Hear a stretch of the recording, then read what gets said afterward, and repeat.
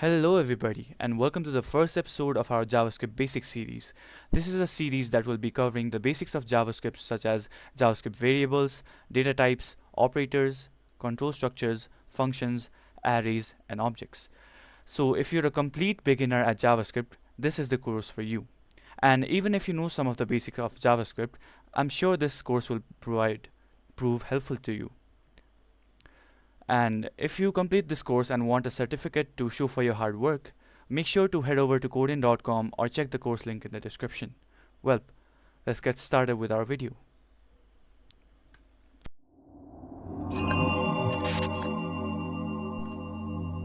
Alright, first things first, what is JavaScript? JavaScript, or JS in short, is a programming language that is used to make websites interactive. Think about clicking buttons or showing pop-ups. Even loading the content without refreshing the page. All of that is JavaScript. It works together with HTML and CSS to bring websites to life. JavaScript is used by companies such as Google, Facebook, and Netflix to make their websites fast and fun to use. And now that we know what JavaScript is, let's set up our environment to start coding. In order to run JavaScript, we need a place to type and test out our code, and there are two simple ways to do this. One of the ways is using our browser console for the super quick execution of our code. Every web browser, may that be Chrome, Firefox, or Edge, has a built-in JavaScript console where you can run JavaScript code instantly, and here's how you can try it out. You can open your web browser, in this case I'm using Google Chrome, and open a new tab. Right-click anywhere on the tab and click on Inspect. Here you can see the Elements page open up, and you can click on console, and here we can type out our JavaScript code. In this case, I'm going to type a simple code that is console.log hello JavaScript.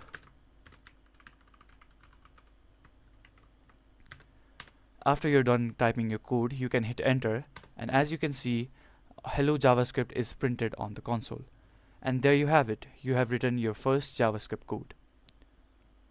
While running our JavaScript code on the browser console itself is a simple method, for bigger projects we use a code editor like VS Code.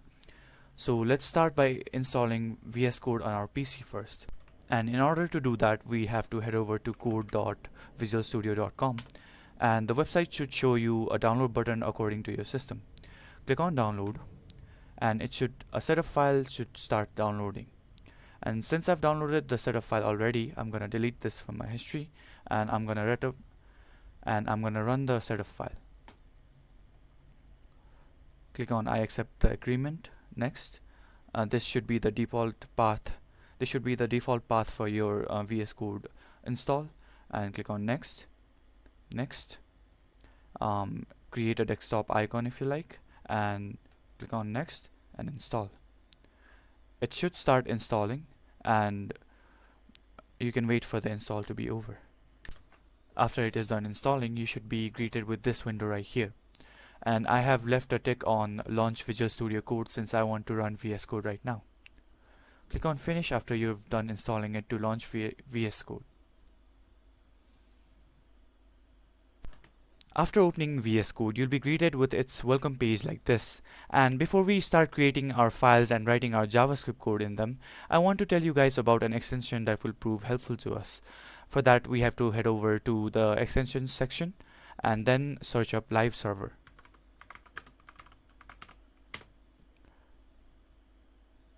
Click on this first search result by Ritwik D, and you can click on install. It'll be done installing in just a moment.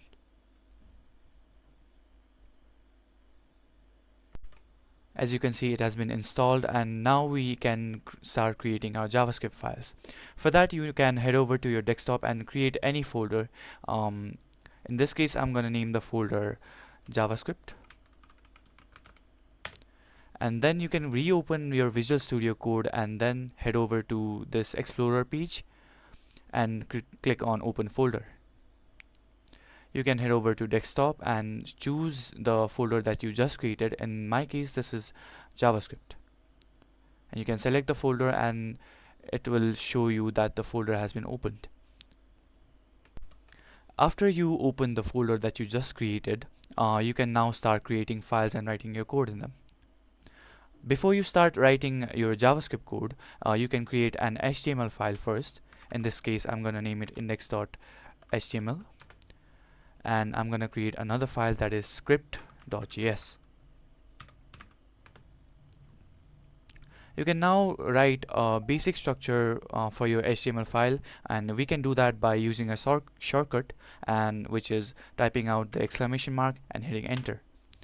As you can see, it has created a basic structure of our HTML file, and you can change some details here.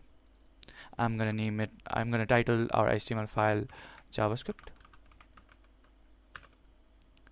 and I'm going to open a script tag above the closing tag of the body, and I'm going to name it script src, and our JavaScript file's name, that is script.js.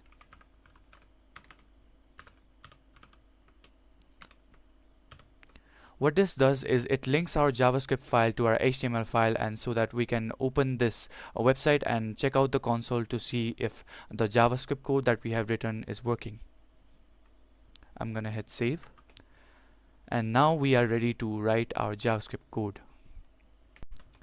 Let's type out the code that we tried out on our Chrome console, which is console.log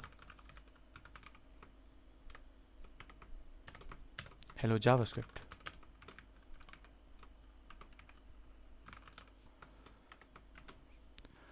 After you are done typing out your code, you can hit Ctrl S, which is save, and then open your HTML file through the Go Live button right here.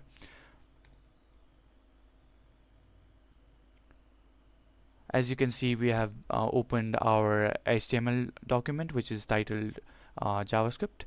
And what you can do to see if your code has worked or not is you can right click anywhere on the file and click on inspect. What this does is it opens the developer tools of the website, and you can check out your code on the console. And you can see that hello JavaScript has been printed onto the Chrome console.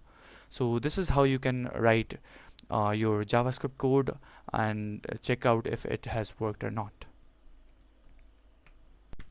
Okay, so you have written console.log hello JavaScript and printed out hello JavaScript onto your Chrome console. But let's try something new. Suppose you want to alert the user about something through a pop-up message. Well, JavaScript allows you to do that through the alert function. If you type out alert, oh sorry, it's on caps lock. If you type out alert and then a message inside your alert function, suppose, hey, welcome to JavaScript.